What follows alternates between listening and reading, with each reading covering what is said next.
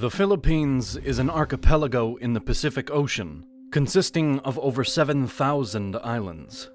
It sits on a subduction zone in the Ring of Fire, the geologic belt that surrounds the Pacific, and is the source of a great deal of the seismic activity experienced from Japan to Alaska to California. This geologic history has made the islands mineral-rich, but also means the inhabitants must deal with the destructive potential of earthquakes and volcanic eruptions. Of the 7,000 islands, only about 1,000 have human habitation, and most of those are around 1 square mile in size.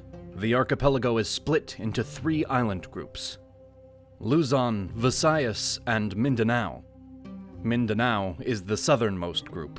The Visayas are the central set, and Luzon is the northernmost, named for the largest island in the group, and in the Philippines as a whole. The island of Luzon is the most populated, and includes the capital of Manila. The earliest trace of Homo sapiens, the modern human, is approximately 47,000 years ago. They were preceded by earlier hominids, Homo luzonensis, named for where it was found near Luzon, is dated to approximately 134,000 years ago. And there is evidence that places Homo erectus on the islands as far back as 700,000 years ago. The ancestors of the modern native population had established themselves by around 3000 BCE, having migrated from Taiwan, other nearby islands, and the Asian mainland. They were Austronesian, meaning they belonged to a sociocultural and language group spread across maritime Southeast Asia and reached as far west as Madagascar. Austronesian is the parent language of Malay or Indonesian, Taiwanese, Tagalog, and others spoken throughout islands in the South Pacific. Early settlements in the Philippines tended to stay along rivers and tended to be somewhat isolated by geography.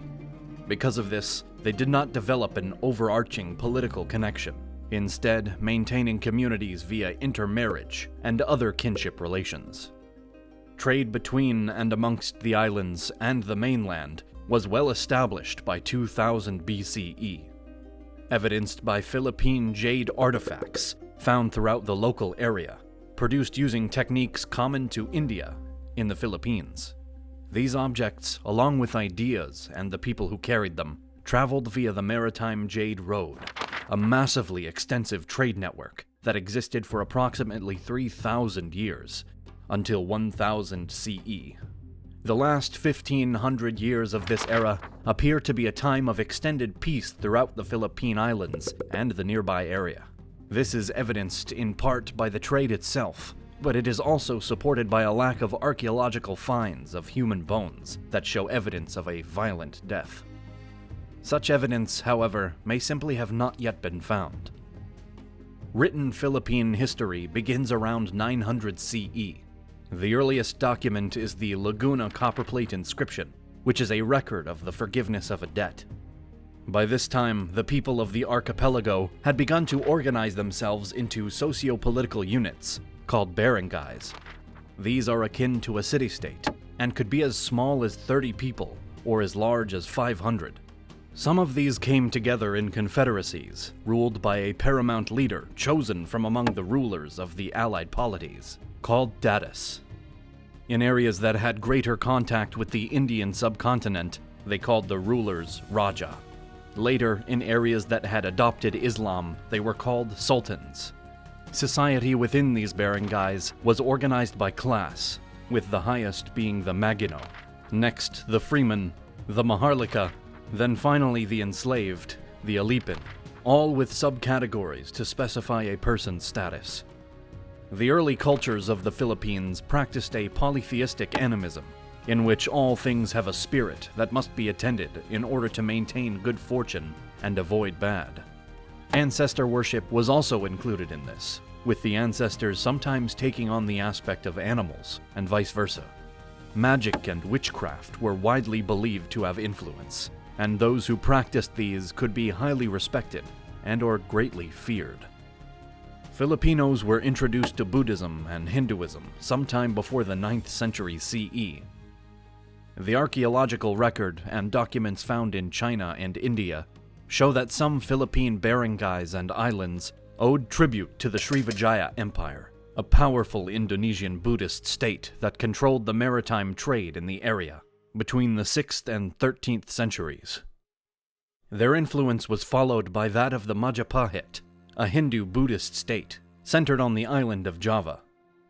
Both Buddhism and Hinduism influenced the existing belief systems and culture, and influence was made easier by the language connections that seemed to exist between Philippines and Indian Sanskrit. Islam first arrived in the Philippines via a missionary, Mactan Karim, in 1380. He accompanied merchants and preached Sunni Islam to people in the Sulu archipelago. He is also credited with building the first mosque in the Philippines. He was followed a decade later by the Indonesian Minangkabau Prince Raja Baguinda, who also set up the Sulu Sultanate. In the early 15th century, the Chinese mariner Zhang founded Chinese Muslim communities in the Philippines. This history of the Philippines is generally organized as pre- and post-colonial. Most of the information we have on the centuries leading up to the Spanish arrival is provided through the chronicles and histories of other countries, notably China. Some of these are in passing, or only noted in trade records. Others stand out, and a bit more of their story can be told. The oldest documented barangay is Tondo, a large polity located on the Pasig River Delta in the modern Manila Bay. They were associated with the nearby Manila, which was an independent barangay with whom they shared monopolies on trade across Southeast Asia. This trade was sufficiently important to the Chinese that under the Yongle Emperor of the Ming Dynasty, a governor was appointed to oversee it. In fact, most of the documented information we have about the Philippines in the pre-colonial era comes from records of other countries with whom the various barangay interacted. China provides the most extensive of these, but there is corroborating information from Japan, Champa, India, and others. This kingdom had declined by the early 16th century and had been overtaken by the Luzon. The Luzon were the local peoples around Tondo who took the opportunity of the conquest by Brunei to assert themselves. They were a militaristic culture who were involved in wars all over the Philippines, Indonesia, and mainland Asia, sometimes under the auspices of their state and sometimes as individuals and groups acting as mercenaries. Another largely documented state is the Sultanate of Sulu, so called even though the society pre-existed the introduction of Islam and its political terminology. In the 12th and 13th centuries, people from the Visayas area moved into the Sulu archipelago, in the Mindanao section of the Philippine Islands. They established their state and were known to trade throughout the area, including with the people of Champa on the Indonesian peninsula, some of whom moved to Sulu. There was a short war between the Sulu and the Champa in the 12th century, after which trade was normalized again, shortly before they were overtaken by an outside power. In the 13th century, according to Chinese records, the area was under the control of the Bruneian Sultanate, along with Maay and Manila. Little else is said, except that they regained their independence at some later date. They had certainly done so by the early 15th century, when its leader, Raja Baguinda, converted to Islam and was independently ruling the now Sultanate. Sometime before the 11th century, the Rajanate of Butuan emerged on the island of Mindanao. It was a mixed kingdom, with the majority of people practicing Hinduism, but the leadership practicing Buddhism. They were known for their expertise with gold and had extensive trade ties with China, as well as with the various kingdoms of the Indochina Peninsula. There were other major independent polities, of whom less is known. They had separate agreements for trade with surrounding states and different cultural influences from them. The Cabaloan barangay was greatly influenced by China and Japan. Their clothing reflected the styles of both, as did cultural norms like blackened teeth. Other polities like Maray and Palilu were trade partners with China. There is also evidence of conflict between the people of the Visayan section of the archipelago and towns on the Chinese coastline, instigated by the Filipinos. In the decades prior to European contact, the Brunayan Sultanate again pushed into the Philippines. They started with Tondo and Manila Bay, with the idea of breaking their monopoly on the Chinese trade of certain goods. They were successful, establishing Selarong, also known as the Kingdom of Manila, as a vassal state in 1500. Their leader, Sultan Bourke, married into the ruling family of the Sultanate of Sulu, thereby connecting those two powers. The first contact between the people of the Philippines and Europeans was in 1521, when the Spanish expedition to circumnavigate the globe, led by the Portuguese navigator Ferdinand Magellan, stopped there. They anchored off Suluan Island, in the central part of the archipelago on the 14th of March, 1521. Magellan planted the Spanish flag, calling the islands the Islas de San Lázaro. The next day, they landed at nearby Hamanhan Island, where Magellan met with the leaders of the Cebu and Limasawa peoples. Their leader, the Raja Humaban, spoke at length with Magellan, and then decided to convert to Catholicism. Spanish priests in the expedition baptized him, his wife, and many of their household. In the tradition of taking a new or additional name at one's baptism, the Raja became Carlos, in honor of King Charles I of Spain.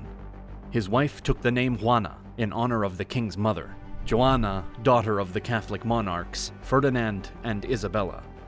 The Raja then ordered the people of the nearby islands to welcome Magellan and his men, provide them with supplies, and convert to Catholicism.